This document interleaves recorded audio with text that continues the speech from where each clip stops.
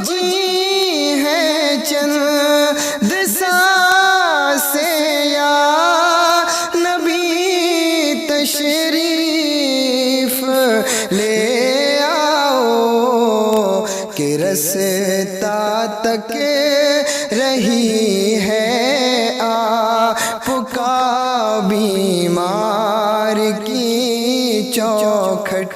सरकार गरीब नवाज अल्लाह अकबर आपकी चौखट पे जिन्नात भी पहरे दे रहे हैं, उनके तर की नौकरी कर रहे हैं।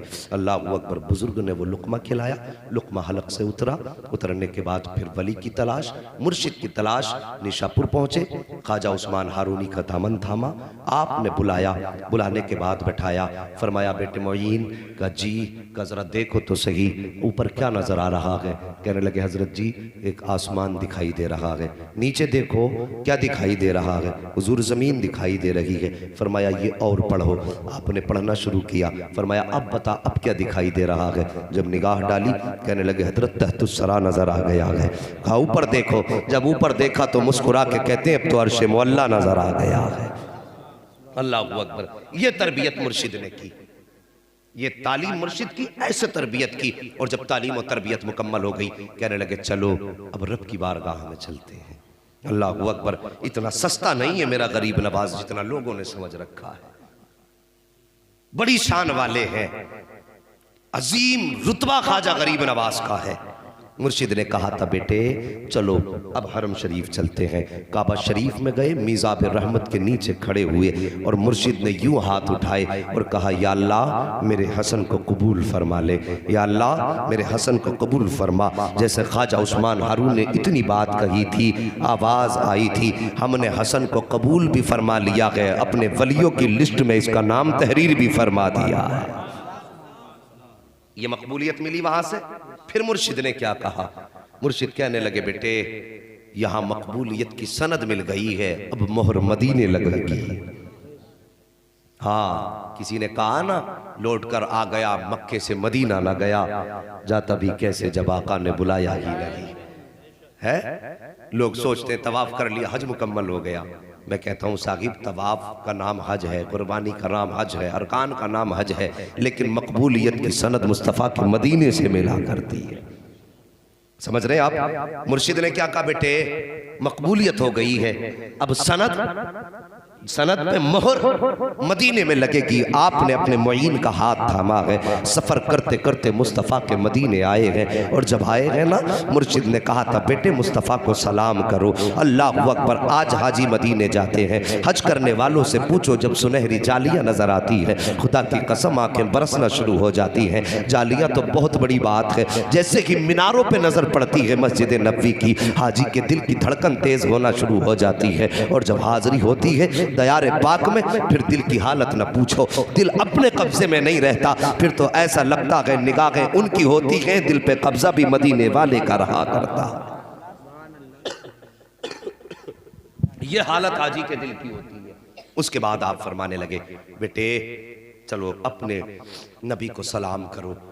मेरे गरीब नवाज ने कहा अस्सलातु वस्सलामु अलैका या, आप भी कह दो अस्सलातु वस्सलामु अलैका या रसूल अल्लाह। इतना कहा है या रसूल अल्लाह। अल्लाह अकबर। गुंबद खजरा से आवाज़ आई है वालेकुमुस्सलाम या शेखुल अख्ताब। ये जुमला मेरे नबी ने फरमाया है। अल्लाह अकबर। मुर्शिद ने आगे बढ़ कर के गरीब नवाज की पेशानी चूमी और फरमाया बेटे मुबारक हो, यहाँ से कुतुबियत की डिग्री अता कर दी गई है। अल्लाह अकबर। सरकार गरीब नवाज ने 2 साल तक, आज लोग कह दिया करते हैं कि साहब फकीरों की लाइन अलग होती है, वलियों की लाइन अलग होती है, मौलवियों की लाइन अलग होती है। ये जागिल है, नादान है, लोग गवार हैं जो सीधी सादी कौम को धोखे में डाल लगे हैं। मेरे गरीब नवाज के पास इल्म नहीं, ऐसा नहीं। गरीब नवाज ने 2 साल तक मुस्तफ़ा के मदीने में बैठ करके हदीस का दर्स दिया है। 2 साल तक बैठ करके हदीस पढ़ाई है गरीब नवाज ने, 2 साल तक पढ़ाया। आप वापस आ गए अपने मुर्शिद की बारगाह में। जब वापस मुर्शिद की बारगाह में आए कुछ दिन के बाद मुस्तफ़ा के मदीने से बुलावा आया। तवज्जो करना, पहले मुर्शिद के साथ गए थे, अब आका ने फरमाया मोइन हमसे मिलने के लिए आओ।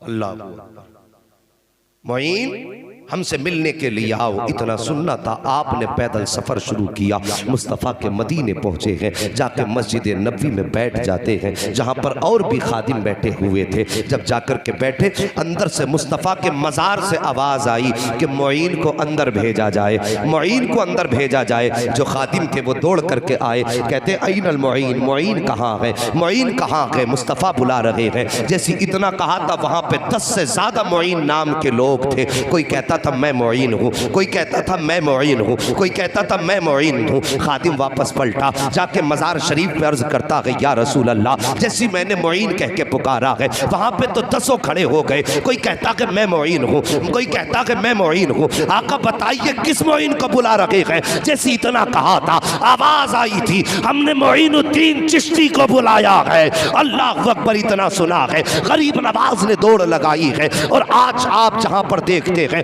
मवाज शरीफ बना हुआ है, वहाँ पर जाकर के गरीब नवाज के कदम ठहर जाते हैं। अंदर जाने की हिम्मत नहीं होती है। अंदर से आवाज़ आती है, ए मुईन ठहर क्यों गए हो, अंदर आ जाओ। जैसी गरीब नवाज ने मज़ार के अंदर कदम रखा है, क्या देखते हैं? सामने सिर्फ कब्र अनवर न थी, बल्कि सारे पर्दे हट चुके थे। सामने मदीने वाले मुस्तफ़ा खड़े होकर के मुस्कुरा रहे हैं। नारे रिसालत, नारे रिसालत, उलमाए अहले सुन्नत, मसलके आला हजरत मुफ्ती हम्माद रज़ा साहिब क़िबला। सुभान अल्लाह, सुभान अल्लाह, अल्लाहु अकबर। ये मेरे गरीब नवाज की शान है। सारे पर्दे हटे, आला हजरत मुस्कुरा के कहने लगे तू जिंदा है वल्लाह, तू जिंदा है वल्लाह। मेरे चश्मे आलम से छुप जाने वाले मेरे सरकार ने गरीब नवाज को बगैर किसी पर्दे के अपने जलवे दिखाए। और उसके बाद फरमाया मुईन तुम्हें हिंदुस्तान जाना है, वहाँ जाकर के लोगों तक मेरा दीन पहुँचाना है। और सुनो तुम्हें अपना ठिकाना अजमेर को बनाना है। अल्लाह अकबर, ये मेरे नबी बता रहे हैं। इसीलिए तो सरकार गरीब नवाज को अताए रसूल कहा जाता है। इतनी शान वाले मेरे मुस्तफ़ा ने भेजा, हिंदुस्तान की सरजमीन पर आए। ये हमारा नसीब है कि सरकार ने भेज करके उनको हमें ईमान की दौलत दिलवाई।